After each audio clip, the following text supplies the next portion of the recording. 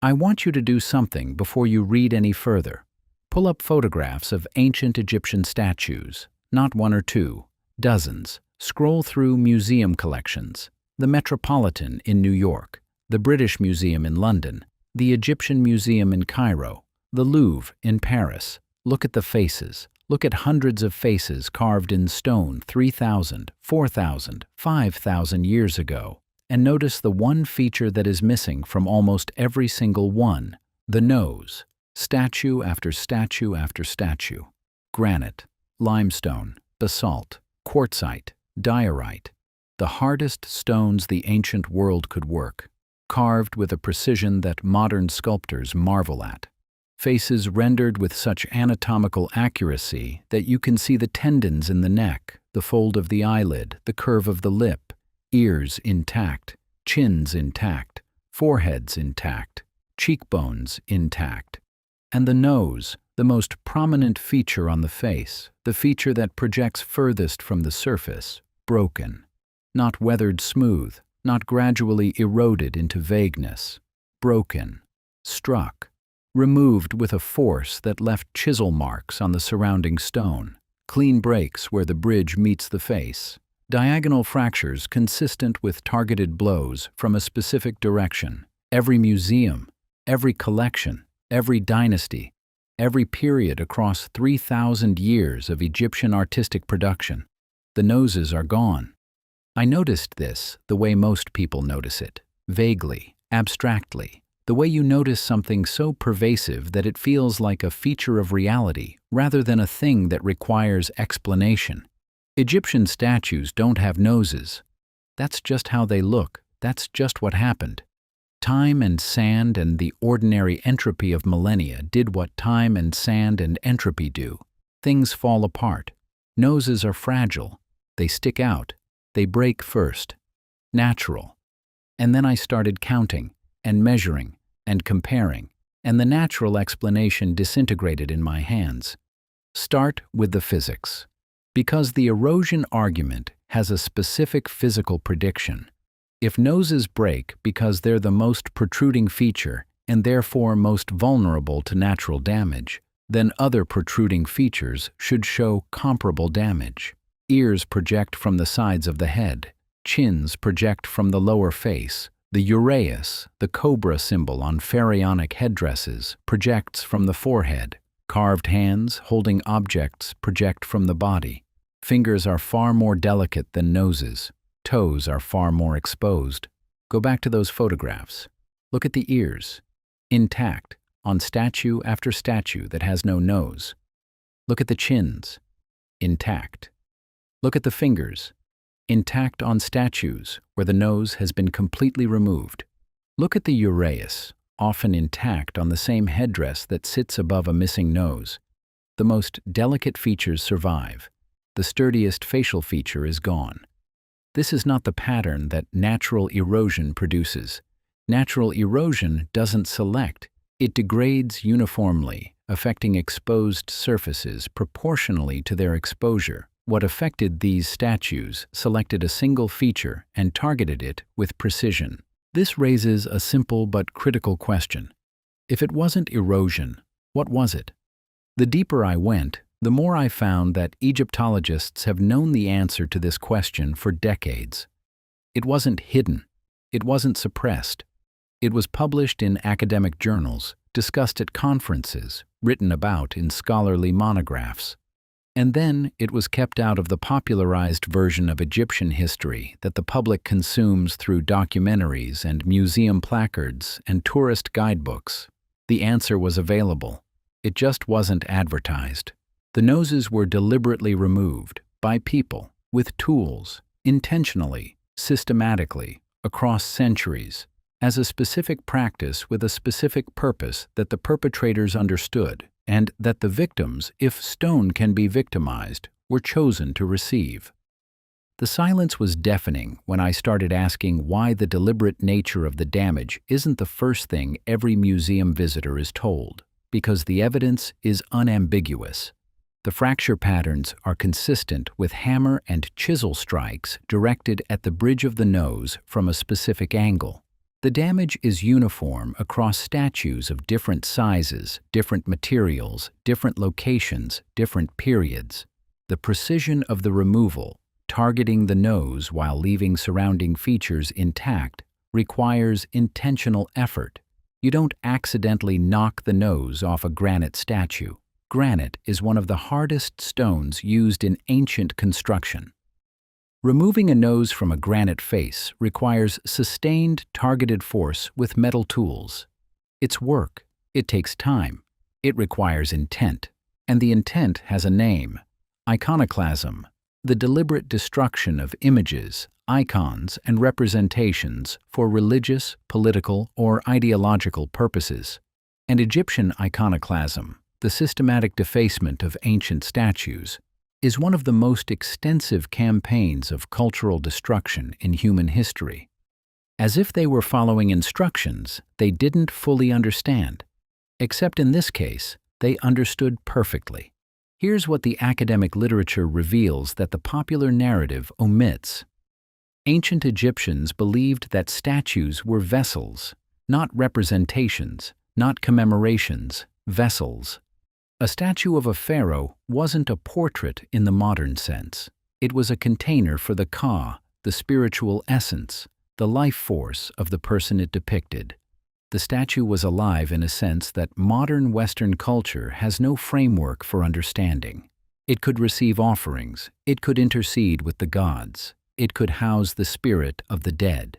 It was, in the Egyptian understanding, a functional spiritual technology, a machine for maintaining the presence of the depicted person in the world of the living. And the nose was how it breathed. Go read the Egyptian funerary texts. Read the opening of the mouth ceremony, one of the most important rituals in Egyptian religious practice. The ceremony was performed on statues and mummies to activate them as vessels for the ka. The ritual specifically emphasized the mouth and nose as the channels through which the spiritual essence entered and animated the figure. Without the breath, without the nose, the statue was dead, not damaged, not defaced, dead. The spiritual technology was disabled, the vessel was broken. The person it depicted was cut off from the world of the living. Removing the nose wasn't vandalism, it was murder, spiritual murder. The deliberate killing of a being that the Egyptians believed was alive, and the people who did it knew exactly what they were doing. They weren't ignorant invaders swinging hammers at random. They were people who understood the Egyptian belief system well enough to target the one feature whose removal would, within that belief system, accomplish the maximum possible spiritual destruction with the minimum possible physical effort. The pattern repeats with unsettling precision across the full timeline of Egyptian history because the nose breaking didn't happen once, it happened in waves. Each wave corresponds to a specific historical moment when a new power needed to neutralize the spiritual authority of the previous regime. Go look at the statues of Hatshepsut, the female pharaoh who ruled Egypt during the 18th dynasty. Her successor, Thutmose III, conducted one of the most systematic campaigns of image destruction in Egyptian history. Her statues were pulled down, her names were chiseled from monuments, and the statues that weren't destroyed had their noses removed, not because Thutmose hated Hatshepsut's face, because Thutmose needed Hatshepsut's spiritual presence eliminated. Her ka needed to stop breathing. Her authority in the spiritual realm needed to end so that his authority could be unchallenged. Go look at the statues from the Amarna period, the revolutionary reign of Akhenaten, who transformed Egyptian religion by elevating the Aten above all other gods. After Akhenaten's death, his successors systematically destroyed his images. The noses were targeted, the spiritual technology was disabled. Akhenaten's Ka was suffocated in stone. Go look at the statues defaced during the early Christian period in Egypt. When Christianity spread through Egypt in the 4th and 5th centuries AD, the new faith confronted a landscape saturated with what it considered pagan idols. Thousands of statues were defaced, and the pattern of defacement was specific: the noses, the mouths, sometimes the eyes. always the features associated with the animation of the ka. The Christians who attacked these statues understood, either through direct knowledge of Egyptian belief or through inherited cultural understanding, that the nose was the critical feature. They didn't topple every statue. Toppling is hard work when the statue weighs several tons. They disabled them, efficiently, precisely, with a chisel to the bridge of the nose. The deeper I went, the more I found that each wave of destruction corresponded to a power transition.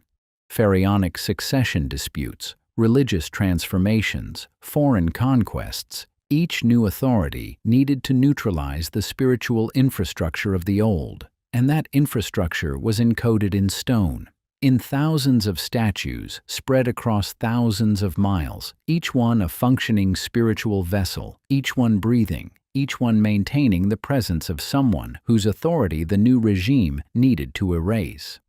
You don't need to destroy the statue, you just need to stop it breathing. Here's where the story extends beyond Egypt. Because the practice of targeting specific features on sacred images isn't uniquely Egyptian, it's cross-cultural. It spans civilizations that the standard narrative says had no contact with each other. And the targeted feature is, with remarkable consistency, the nose. Go look at ancient statues from Mesopotamia. Noses broken. Go look at classical Greek sculptures in any major museum. Noses broken. Go look at Roman portrait busts. Noses broken. Go look at Buddhist statues across Central and Southeast Asia. Noses broken.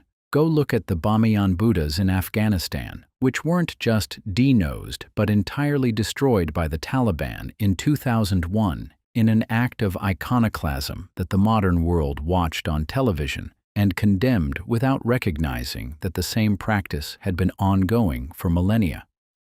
The pattern repeats with unsettling precision, culture after culture, century after century.